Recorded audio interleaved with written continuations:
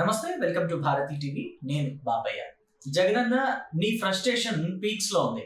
పార్టీని తగలెట్టేస్తున్నావు, బాలయ్యను అనవసరంగా కెలికావు అని చెప్పేసి ఈ వీడియోకి నేను ఒక టైటిల్ పెట్టాను. అంటే వైఎస్ జగన్మోహన్ రెడ్డి, ఆంధ్రప్రదేశ్ మాజీ ముఖ్యమంత్రి, వైఎస్ఆర్ కాంగ్రెస్ పార్టీ అధినేత ఎప్పుడో నెలకి ఒకసారో లేకపోతే 2 నెలలకు ఒకసారో ఒక ప్రెస్ మీట్ పెడతారు. ఆ ప్రెస్ మీట్ కూడా సుదీర్ఘమైన ప్రెస్ మీట్ ఉంటుంది. ఆ ప్రెస్ మీట్లు ఏవైనా రాష్ట్ర ప్రజలకు లేకపోతే ప్రతిపక్షానికి ఉపయోగపడే విషయాలు ఏమైనా ఉంటాయంటే ఉండవు. ఎక్కడా కూడా రాష్ట్ర ప్రజల సమస్యల మీద జగన్మోహన్ రెడ్డి మాట్లాడిన దాఖలాలు ఏమీ ఉండవు.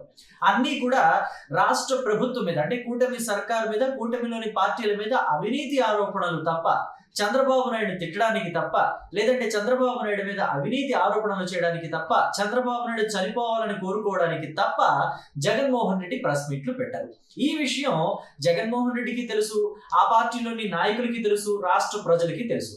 అయినా రాష్ట్ర ప్రజలు మాత్రం జగన్మోహన్ రెడ్డి ప్రెస్ మీట్ ని ఆద్యంతం చూస్తూ ఉంటారు. ఎందుకంటే మంచి ఎంటర్టైన్మెంట్ సబ్జెక్ట్ ఉంటుంది కాబట్టి.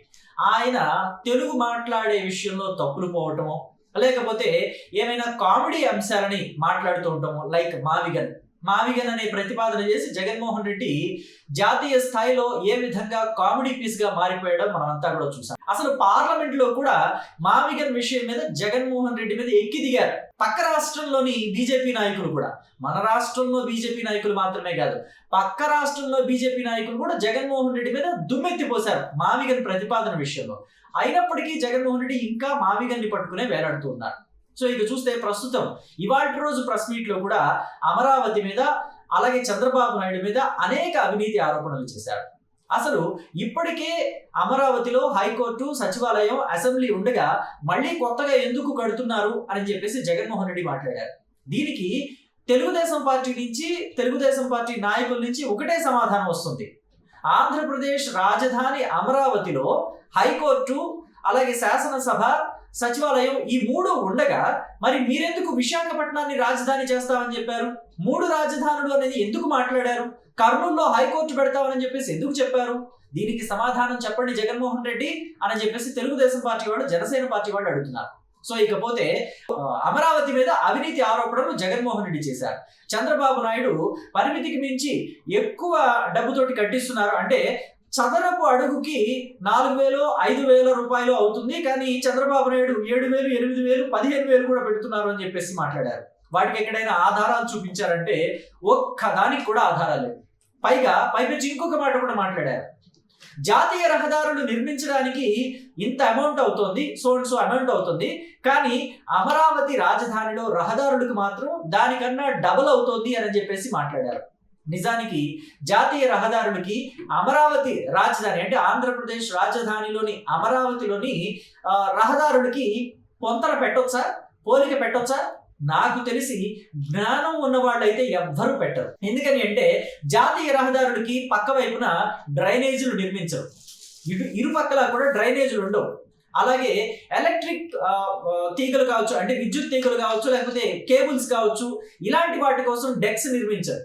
అలాగే ఇతరత్ర అవసరాల కోసం గ్యాస్ పంపించే పైప్ లైన్స్ ఉంటాయి కదా, ఆ పైప్ లైన్స్ కు కూడా ఎక్కడ డ్రైనేజ్ సిస్టమ్ ఉండదు. కానీ అమరావతిలో అన్నిటికీ డ్రైనేజ్ సిస్టమ్ తో పాటు గ్యాస్ పైప్ లైన్ సిస్టము, అలాగే కేబుల్స్, విద్యుత్తు, వీటన్నిటికీ డెక్స్ ఇవన్నీ ఉంటాయి కదా, మరి వాటికి ఖర్చు అవ్వదా? అంటే అమరావతిలోని రహదారుల నిర్మాణానికి జాతీయ రహదారులకి పోలిక పెట్టొచ్చా అంటే మీరు కూడా కామెంట్ బాక్స్ లో చెప్పండి, పెట్టొచ్చా పెట్టకూడదు అని చెప్పేసి. అలాగే చంద్రబాబు నాయుడు హత్యా రాజకీయాలు చేస్తున్నాడు. అలాగే రాష్ట్రంలో మద్యము, కల్తీ మద్యం అందులోను, అలాగే గంజాయి విచ్చలవిడిగా దొరుకుతుంది అని చెప్పేసి మాట్లాడారు. నిజానికి మాట్లాడుకుంటే అసలు కేంద్ర ప్రభుత్వం కాస్త జగన్మోహన్ రెడ్డి మీద కాన్సన్ట్రేట్ చేస్తే జగన్మోహన్ రెడ్డి ఏనాడో జైలుకు వెళ్ళిపోయేవాడు కల్తీ మద్యం వ్యవహారం కింద. అసలు కల్తీ మద్యం 3 నుంచి 4,000 కోట్ల రూపాయలు అవినీతి జరిగింది అని చెప్పేసి సిట్ ఛార్జ్ షీట్ కూడా దాఖలు చేసింది. ఆ ఛార్జ్ షీట్ లో అంతిమ లబ్ధిదారు జగన్మోహన్ రెడ్డి అనే ఉంది. అలాగే కేంద్ర ప్రభుత్వం కొంచెం కాన్సన్ట్రేట్ చేస్తే ఎవరికి బెయిల్ కూడా వచ్చేది కాదు. దాంట్లో కృష్ణమోహన్ రెడ్డి, ధనంజయ రెడ్డి, బాలాజీ గోవిందప్ప, మిథున్ రెడ్డి, అలాగే చెవిరెడ్డి భాస్కర్ రెడ్డి, రాజకేశ్ రెడ్డి, ఎంతమంది జైలుకు వెళ్ళొచ్చారు. రాజకేశ్ రెడ్డి తోడల్లుడు కూడా వెళ్ళొచ్చాడు. అందరికీ బెయిల్ వచ్చినాయి.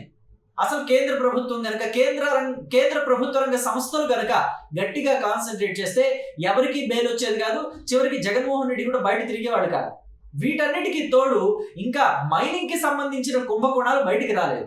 ఇసుక, మట్టి, ల్యాండ్ స్కాములు ఇవేవి ఇంకా బయటికి రాలేదు. రాష్ట్ర ప్రభుత్వం కూడా ఈ విషయాల్లో కొంచెం ఉదాసీనత వ్యవహరించిందా, లేకపోతే టైం సరిపోవడం లేదా? అంటే అభివృద్ధి కార్యక్రమాలను చూసుకోవాలి, ఇంకొక పక్క సంక్షేమ కార్యక్రమాలను చూసుకోవాలి, ఇంకొక పక్క పరిపాలన అంశాలను చూసుకోవాలి, అలాగే దానికి సంబంధించి వ్యవహారాలన్నీ కూడా ఉంటాయి, రాజకీయ వ్యవహారాలు కూడా ఉంటాయి. వీటన్నిటిని కూడా చూసుకోవడానికి చంద్రబాబుకి, లోకేష్కి, పవన్ కళ్యాణ్కి టైం సరిపోవడం లేదు. వీటన్నిటికీ తోడు మళ్ళీ జగన్మోహన్ రెడ్డి అవినీతి అక్రమాలకి సంబంధించిన చిట్టాని కూడా బయటికి తీయాలి అంటే ఇప్పుడు వరకు తీసిన వాటికే యాక్షన్ లేదు. తిరుమల తిరుపతి దేవస్థానంలో కల్తీ లడ్డు వ్యవహారం ఇంతవరకు తేలలేదు.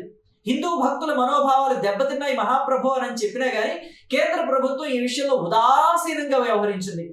కానీ ఎక్కడా కూడా దీని మీద సరైన యాక్షన్ తీసుకున్న దాఖలాలు లేవని హిందూ భక్తులంతా కూడా వాపోతుంటే, అంటే భారతీయ జనతా పార్టీ అంటే మతతత్వ పార్టీ అని ఒక ముద్ర ఉంది కదా, ఆ ముద్రని చెరిపివేసుకోవడానికి మరి ఇక్కడ ఈ తిరుమల వెంకటేశ్వర స్వామి ఆలయంలో సింథటిక్ నెయ్యితో లడ్డూలు తయారు చేశారు, ఆ తయారు చేయబడింది వైసీపీ హయాంలో అని చెప్పిన ఇన్వెస్టిగేషన్ లో తేలిన, అందుకే కేంద్ర ప్రభుత్వ రంగ సంస్థలన్నీ కిమ్మనకుండా ఉండిపోయాయేమో అనిపిస్తుంది.